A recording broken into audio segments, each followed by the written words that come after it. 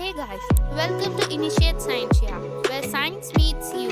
If you're new to this channel, then do press the subscribe button and also press the bell icon.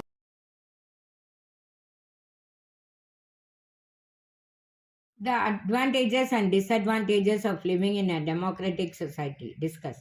Introduction. What is a democratic society? Advantages of a democratic society. All fundamental rights are secure. Regional and cultural aspirations are taken care of. Feeling of participation. Disadvantages. Minorities feel threatened. Energy wasted in discussion and debate. Most successful form of society. Conclusion. Hope of the future. Government of the people, for the people, and by the people shall not perish from the earth, said Abraham Lincoln. He was indeed very prophetic for the democratic form of society in which people have a say in the working of the government is bound to be successful. We have the privilege of being the citizens of one of the largest democratic country in the world, a fact in which we take pride. The basic advantage of living in a democratic society is having absolute freedom to live one's life. There is freedom of speech, work, religion, and owning property. Thus, life is more secure and progressive. There is no interference of the state in such personal matters as religion, customs, etc., that exist in an autocratic or communist society. The right of franchise enables one to elect the government of one's choice. It truly caters to the regional aspirations of the people so that their identity and individuality in terms of language, traditions, etc., are adequately safeguarded. The different cultural, social practices are encouraged and allowed to prosper. So there is no feeling of alienation and deprivation among any section of society. There are special concessions and privileges like reservation extended to the backward classes so that they can also join the mainstream of society. It is this feeling of goodwill and participation in the government that makes the citizens feel that they are the master of their own destiny. In fact, it is an ideal system to cater to the needs of such a large and diverse society as ours.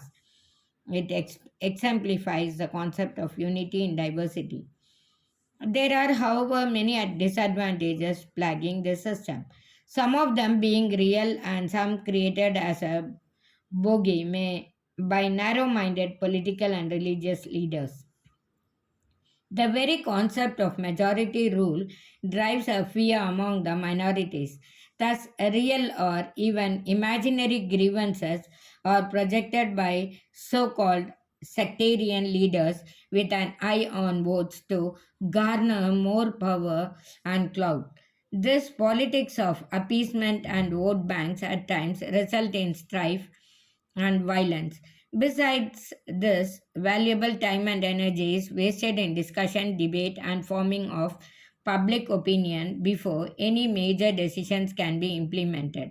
This at times not only leads to monetary losses but also slows down the pace of economic development, which is very harmful for any developing country. There is, however, no denying the fact that it is still the most successful form of society in the world today. We have seen the fate of fascist, communist, and the autocratic society in the last century. All of them have failed miserably to address the diverse aspiration of their people. They may have been able to usher in stupendous growth and development like the USSR under the communist and Iran under the autocratic rule of the Shah. However, they broke up and gave way to factionism or fundamentalism that is still tormenting the people. Thus, undoubtedly, the democratic form of society is the hope of the future, and we should nurture it with great care and respect. The anomalies which have inadvertently crept into the polity, like casteism, regionalism, fundamentalism, with an eye on the vote banks, should be done away with before it is too late. For, in the words of Abraham Lincoln, you can fool all the people some of the time and some of the people all the time, but you cannot fool all the people all the time.